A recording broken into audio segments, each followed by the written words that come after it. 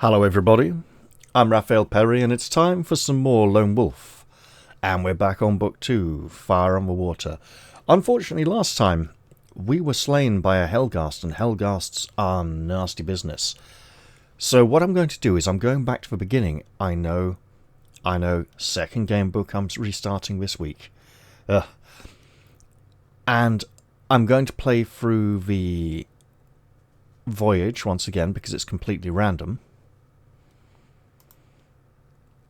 But because it is completely random, I'm pretty sure that, to put it another way, I am aware of... Look, we're not playing Chainsaw Warrior, okay? We don't lose the game to a random dice roll right at the beginning because we don't get any of the items that let us skip certain obstacles, right? In Chainsaw Warrior, you're playing against the clock, and the only way to beat the clock is to have the items that let you take shortcuts. And as the items are randomly distributed to you at the start of the game, it's possible to lose at the very beginning of a playthrough and just not know it till you get further in, but play it anyway for the practice and the experience. There are one or two game books where you can lose based on a random chance at the beginning. I'm mainly thinking Appointment with Fear. You won't know until much, much further in, and you'll get to play most of the adventure, and then you go, oh damn, I could only have won if I had that random roll go in my favour right at the beginning. What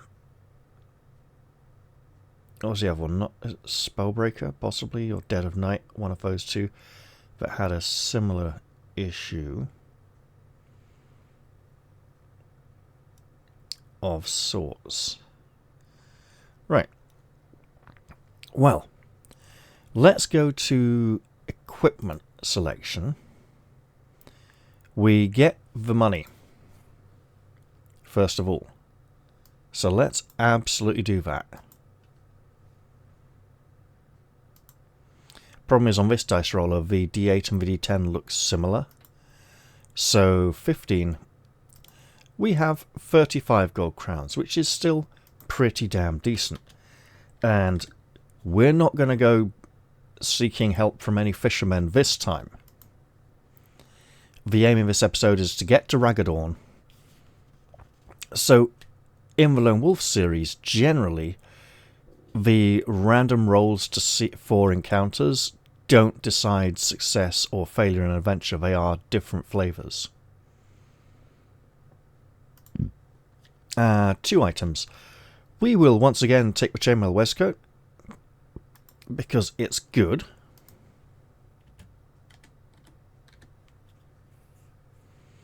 And that is a special item, surely. That we don't put that inside our rucksack, then strap it on our back to have it protect us. We wear it on our body.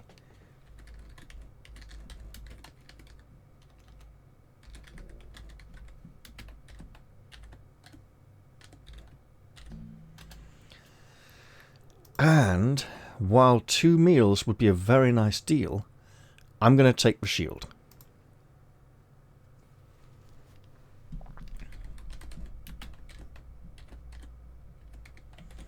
Which is also probably not going to go in the rucksack if we want it to protect us. Here we go.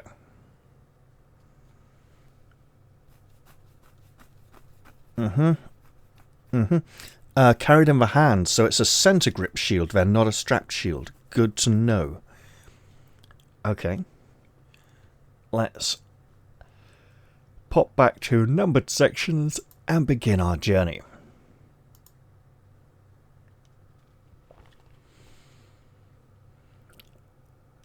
Captain Duval and his guards escort you to the citadel gate where a small covered wagon awaits you. As soon as you climb in, the gates are thrown open and you are hurried away through the crowded streets of Holmgard.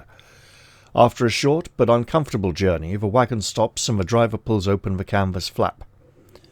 This is the key, my lord. There is your ship, the Green Sceptre. As he speaks, the driver points across the quay to a sleek trade caravel anchored near to the harbour wall. The first mate's name is Ronan. You will find him waiting for you across the square at the Good Cheer Inn. Then the driver bids you farewell and quickly disappears into the teeming crowds. You reach the inn to find the front doors locked and the window shutters barred. You are trying to decide what to do next when a hand grabs your arm and you are pulled into the darkness. Well, we'll whirl round, pull free of his grasp and see who it is. Forgive me, my lord. I did not mean to startle you. The man seems nervous and the open hand that is extended towards you is shaking quite visibly. With some caution, you accept the gesture of friendship and sit with the man at a tavern table. The place is deserted, save for a couple of mice gnawing at a large chunk of cheese. Captain Kelmer has instructed me to take you to the Green Sceptre, but only if I am sure that you are the Kylord they call Lone Wolf. Can you prove your identity? You decide you must show your mastery of one of your Kai disciplines. Let's once again go with animal kinship, because it was nice and characterful. Feeling hungry, you say, peering at the two busy mice in the far corner. Perhaps you would care for some cheese. Using your Kai discipline, you order the two mice to bring the cheese to you. The sailor looks on in amazement as the two furry creatures deposit the cheese at your feet and then scurry away. You are indeed a Kylord, says the sailor, but the astonishment on... astonished. You are indeed a Kylord, says the sailor, but the astonishment on his face quickly changes to an unpleasant sneer. Or should I say, you were? As he speaks, the door crashes open behind you and you see 3 harbour thugs advancing towards you. Each is armed with a scimitar and you have no choice but to fight all 3 as one enemy. And here we have a nasty bunch indeed. There we go. Can we get... again? Ah, yes. There we are, right. The harbour thugs have a combat skill of 16 and an endurance of 25. Okay.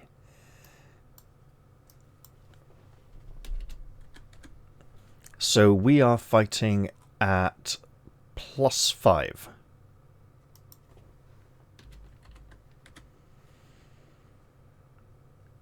Okay.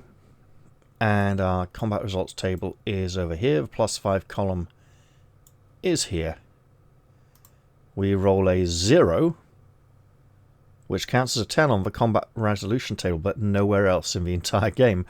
The enemy takes 18 damage and Lone Wolf takes none. Well, clearly, Lone Wolf explodes up from the table, axe and sword at work. It's lethal. You know, 1 or 2 of them is probably out of the fight already, and then just to finish things off, a 9. The enemy takes 16 damage, and Lone Wolf takes none. He has vanquished these 3 thugs without a scratch on his body, which is truly impressive, and I don't think it went quite that well last time. And we did have the option to evade after 2 rounds of combat, but after 2 rounds of combat, our 3 assailants were already dead. To quote the skeleton in Bloodborne. Shittest item description ever. I think it didn't even have a capital A for already. The sailor who claimed to be first mate Ronan seems to have escaped during the fight. You quickly search for bodies of the harbour thugs, but find nothing of value. However, you do notice that each of them has a tattoo of a serpent on their left wrist, and as we recall, that came into play later on as being quite important. Whoever sent them to kill you must already know of the importance of your quest. You leave the tavern by the side door and discover the dead body of a sailor lying beneath some stairs. Inside the collar of his blood-stained jacket is a tag bearing the name Ronan. This must be the real Ronan. He has been murdered. You cover the body and run towards the quay where the Green Sceptre is anchored about 300 yards from the harbour wall. We could search for the imposter who pretends to be Ronan. The ship won't leave without us. You quickly deduce that the imposter must have escaped by the main entrance to the tavern, and if he is still in the harbour area, he must be in or around the main square. You search for buildings and alleyways around the square, but there is no sign of him at all. Rather than waste more time in a fruitless search, you return to the quayside and untie a small coracle from its mooring. As you row towards the Green Scepter, you begin to feel uneasy that so early in your mission, your enemies seem already to have found you. As you paddle towards the sleek trade caravel, you notice to your surprise that the boarding ladder is being pulled up. A mean-looking sailor leans over the gunwale and curses at you. He seems to think that you are a refugee trying to stow away on board, but when you shout that you are a lone wolf, and you were ambushed by an impostor at the tavern, the ladder is soon lowered again. As you climb over the side of the ship, you are met by a tall man in a gold-braided uniform. His face is almost totally covered by a shock of bright red hair and a bright red beard. "Haul anchor!" he booms. The crew spring into action as if their very lives depend on it. The captain ushers you below to his cabin, not cavern, where he pours 2 glasses of wine low, a strange spirit. His face shows concern as you tell him what has happened. "There is evil treachery at work, and the enemy already has plans afoot to thwart your quest," he begins, when you've told your tale.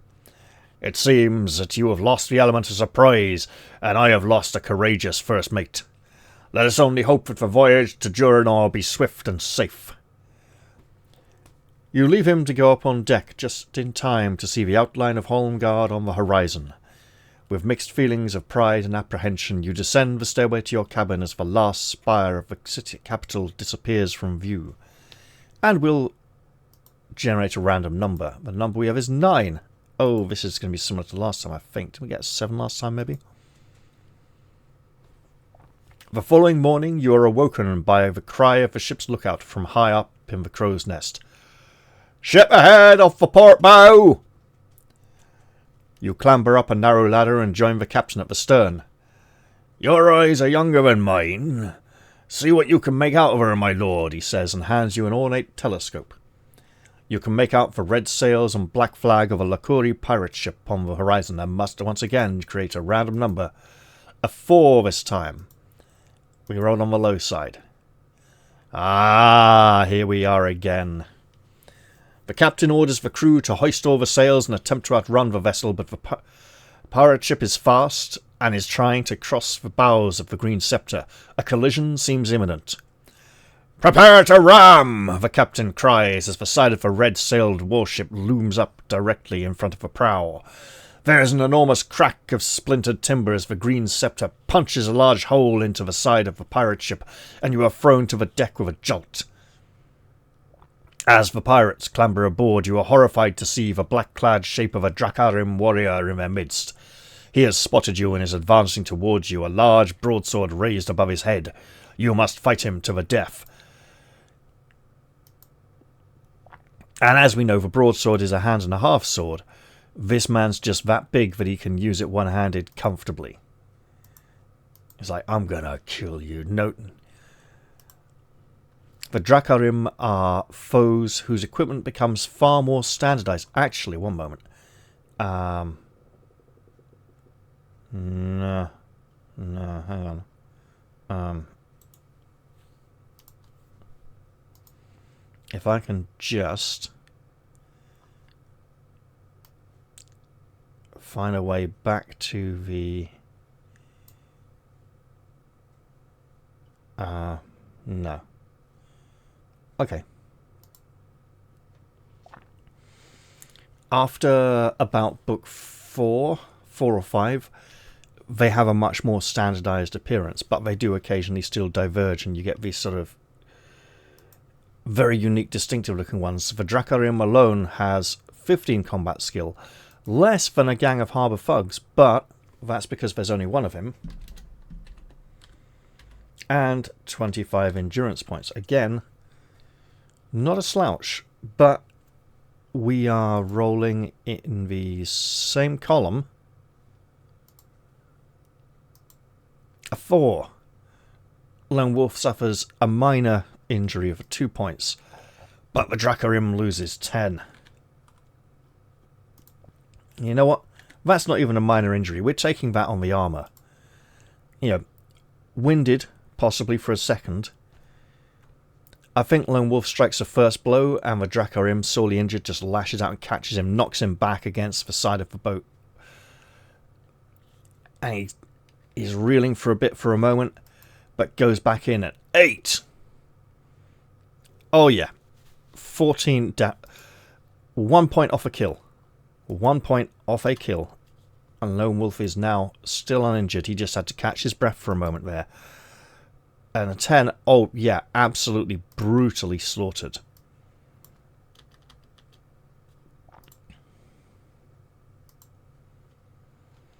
As the Drakkar lies at your feet, the pirates falter at the sight of such a powerful warrior floored, and then flee to their sinking ship. Captain Kelman rallies his crew and leads them against the retreating enemy, driving them into the water with the fury of the attack. The green scepter pulls free of the pirate ship, which keels heavily to starboard, and, again, I'm going to mention this because it's the first time in the episode we are remembering to heal. Our thanks, Kai Lord.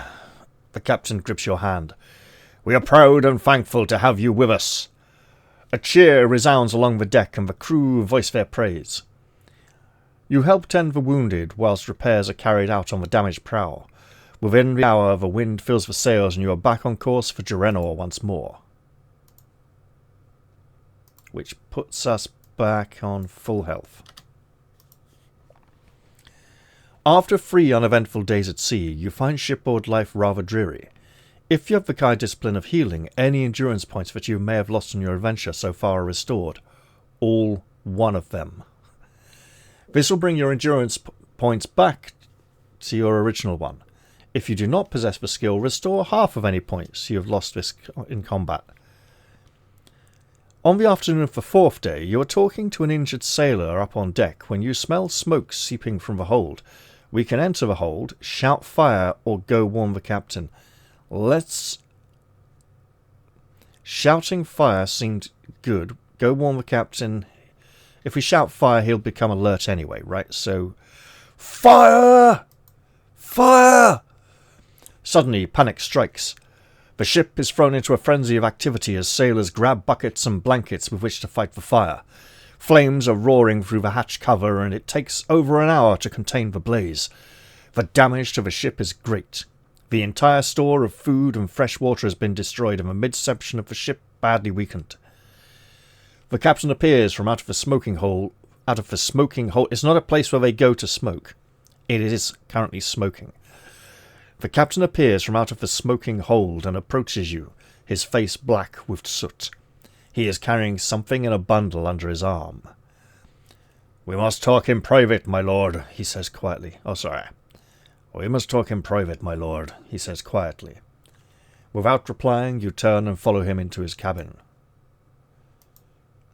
And we're just gonna open that. After taking care to close his door, the captain opens the mysterious bundle and tips the contents onto his cabin table. A large charred earthenware jug and several blackened rags drop in a heap. They give off a strange, earthy, oily smell. This was no accidental fire, he says solemnly. This was an act of sabotage. The forward hold is a food store, yet I find this oil jug and these soaked rags upon the floor. Someone on this ship is prepared to risk his life to stop us reaching Gerenor. You both stare at the burnt rags as if they hold the answer to your questions. Suddenly a cry from up on deck breaks the silence. Ship ahoy! Off for port bow! Ship off for port bow! Grabbing his sword and telescope, the captain disappears through the door and up the ladder to the deck above. We could follow him or search his cabin. We'll follow. We don't have good reason to search his cabin. It feels very dishonourable. It seems our bird has flown, says the captain, pointing to a longboat moving swiftly towards another ship on the horizon. She flies no flag, and her hull is of a strange shape. I've ne'er before seen the like. You watch as the longboat reaches the mysterious ship. As if by magic, a sea fog appears from nowhere and engulfs the vessel. Moments later, both the ship and the fog have disappeared, and we're rolling a random number again. A 9. I think we rolled low this time last time, so let's see what we get. The crew starts to whisper. You hear the words, ghost ship and cursed voyage, but the muttering stops when, we might be getting the exact same events we got last time, bizarrely. Only the creaking of the timbers can be heard as Captain Kelman climbs to the rear deck to address the crew. Men, we have 3 days' sail from Port Bax. The fire has robbed us of our provisions, and our fresh water has been fouled. We shall have to steer a new course for Raggadorn, where we shall make good our repairs and replenish our stores. That is all. The crew seemed pleased by the captain's announcement and set about their duties with renewed vigour. Then the captain turns to you.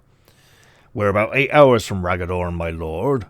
My orders are to see you safely to Port Bax and pass you into the care of a sum-lending consul, Lord Lieutenant Rygar. But time is not our ally, and I fear the repairs may take a week or more to complete. When we drop anchor, you will have to find your own route to Durenor by sea, with us or alone by the coast road. As you return to your cabin, the king's words haunt your thoughts. 40 days, Lone Wolf. We only have strength to stand against them for 40 days. You do not have long to complete your dangerous mission. As dawn breaks, a fierce storm rises, and you are woken by the violent rocking of the ship. The floor of your cabin is awash, and the shouts of the crew can hardly be heard above the howling wind. You quickly dress, gather up your equipment, and make your way to the deck. You are soon joined by the captain, who takes hold of your arm and orders you to return to your cabin. Suddenly, as you start to go down, there is a thunderous crack as high in the rigging part of the mast snaps. You look up to see the shattered pole falling towards you, and let's hope we don't roll as low as last time. We rolled higher than last time. Last time I think we rolled a 4. The mast smashes into the deck and a splintered beam hits your head and you are knocked overboard.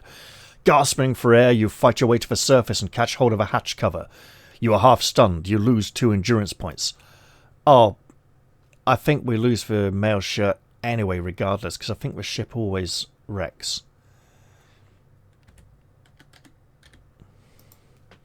You pull yourself onto a makeshift raft and cling to it with all your strength. If you're wearing a chainmail waistcoat, you must take off your Kai cloak, discard the chainmail, then don your cloak once again, or otherwise you will be drowned for sure. So that'll go down to a straight 22. We've lost the armour, but we get to keep the shield. And we get to replace the armour later on, I'm pretty sure. Book 3, we don't take a mail waistcoat. I think we take the padded waistcoat, and then book 4 we get the chainmail again. I'm not sure. Anyway, you feel dizzy and sick as the heaving sea buffets you relentlessly. You gradually slip into unconsciousness. When you awake many hours later, the storm has passed. By the position of the sun, you judge it to be late afternoon. In the distance, you can see a small fishing boat, and beyond it, on the horizon, land. The only trace of the green sceptre is the hatch cover on which you now sit. We could use our cloak to wave it about and try and signal a fishing boat, or remember how badly that turned out last time and ignore the fishermen and paddle towards the shore using this hatch cover. When you're only 50 yards offshore, you slip into the waves and swim towards land. When you finally reach the beach, you sink your fingers deep into the wet sand and slowly claw your way up the beach to the shelter of some dunes. You're exhausted and very hungry. The only possessions that you have saved are your gold crowns, your backpack, and any special items that you did not discard in the storm. Any weapons and backpack items that you possessed before the storm have been lost. So we've lost our healing potion. We've probably still got it, it's just all full of seawater and ruined. And the Gaiac scroll, look, the ink's run, it's no good. Our sword and axe are gone. But it's all fine, right? We've had worse.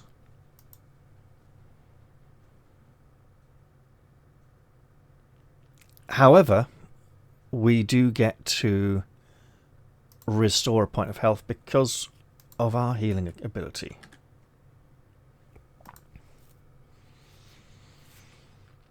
However, a few hundred yards away, you notice a small clumps of twisted trees laden with purple fruit. We do have the discipline of hunting. We do not have the discipline of hunting. We could eat the fruit or just not risk it and take 3 points of damage. We'll take the 3 points of damage down to 20. Then go back up to 21 for the next section. Behind the trees, you notice a wide coast road running from east to west. Oh. I think we're on the western side of town. Because we were coming from the west, right? We were sailing in this direction. If we haven't quite made it yet, let's just presume and hope we don't go wrong. You walk for over 3 hours along the lonely coast road before night begins to fall. Oh, shit bollocks. Did we go the wrong way? I don't know. You're very tired and you decide to get some sleep and continue at dawn. You remember the tolls told by your Kai masters of the wildlands between Sommerlund and Gerenor, where packs of wild dogs roam the wastelands at night. And we get back another point, allegedly. With these stories in mind, you decide to spend the night in the safety of a large leafy tree at the edge of the road. Your rest is very refreshing. Restore 2 endurance points if any have been lost in your adventure so far. We're actually back at full.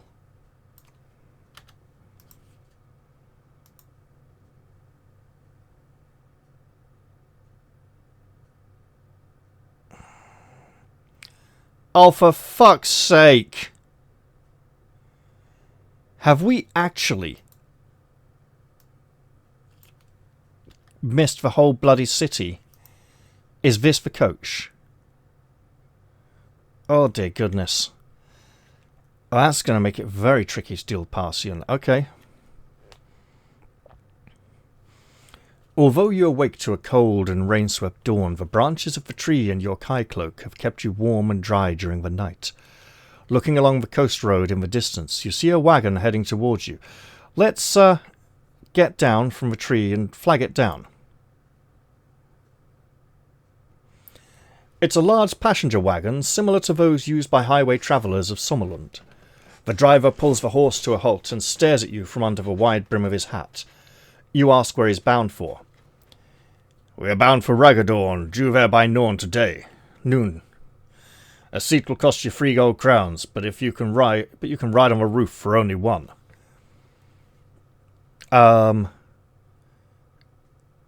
If we ride on the roof, we didn't go the wrong way, at least.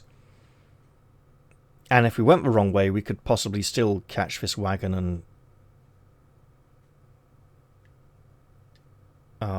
unless we did go the wrong way and he's taking us back there.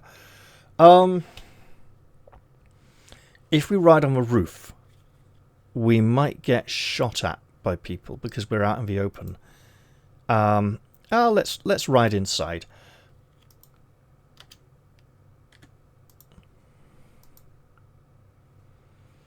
Inside the coach, it is warm and dry. Shaking the rain from your Kai cloak, you notice 3 other passengers on board, 2 women and a man who is snoring loudly. One of the women looks up and smiles. "We should reach Ragadorn in 6 hours, she says, placing her basket on the floor so that you can sit beside her. You learn that she lives in Ragadorn and tells you a little about the port. Since Killian, the Overlord, died 3 years ago, Ragadorn has been ruled by Lachlan, his evil son. He and his mercenaries are nothing but pirates. They bleed the people dry with their heavy taxes, and if anyone complains, they are quietly disposed of. It's not a sorry state of affairs. If you take my advice, you'll leave Ragadorn as soon as possible.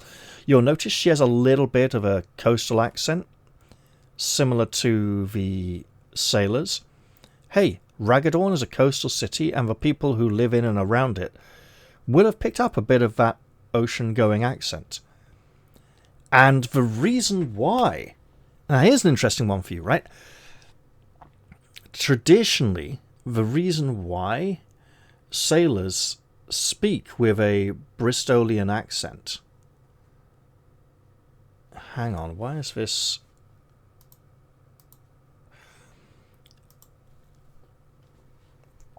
the one that is frequently associated with pirates, apart from the fact that Bristol was a large naval city, is the way that sailors speak is intentionally designed to carry over the sounds of a storm. So you can shout down the ship to the other end and have someone still be able to understand roughly the message you're attempting to communicate, rather than it being completely drowned out. Which is why sailors are very full on the vowel sounds. Like A, E, I, O, U, early in the morning. You know. And if you're thinking, yeah, that's from a sea shanty. Hooray, and up she rises. Hooray, and up she rises. Hooray, and up she rises early in the morning. We should reach Raggadorn in 6 hours, she says, placing her basket on the floor. Oh, yeah, so we go. During the journey, you must eat a meal or lose 3 endurance points. Well, we had a meal. We don't have it anymore. No, we don't. Okay, so, sure. 3 temporary damage. We'll fix that in a bit, don't worry. Then, in the distance, you hear a bell tolling. You look out of the window to see the city wall of Raggadorn. The coach passes through the west gate and pulls to a halt. As you jump to the ground, you are greeted by the awful smell of this dingy seaport. A rusty sign nailed to a wall says, "Welcome to Raggadorn." The woman tells you that you can catch a coach to Port Backs at the coach station near the east gate of the city. And now we may walk along Westgate Lane, West Bank Walk, or Axe Lane. But I'm thinking we should walk into the next episode. I'm going to leave this one here. We made it safely to port, and it seems the armor only really saw us so far. But that's okay. It was useful because if we had a lower combat skill, we could have taken significantly more damage. I hope you've all enjoyed this episode, and I'll look forward to seeing you all in the very next one. I'll say goodbye for now, though, and cheerio, everyone. Let's let this fellow snore a little more. He'll wake up and get off the coach soon when we arrive at Raggadorn in the next episode. Bye for now, everyone. See you all soon.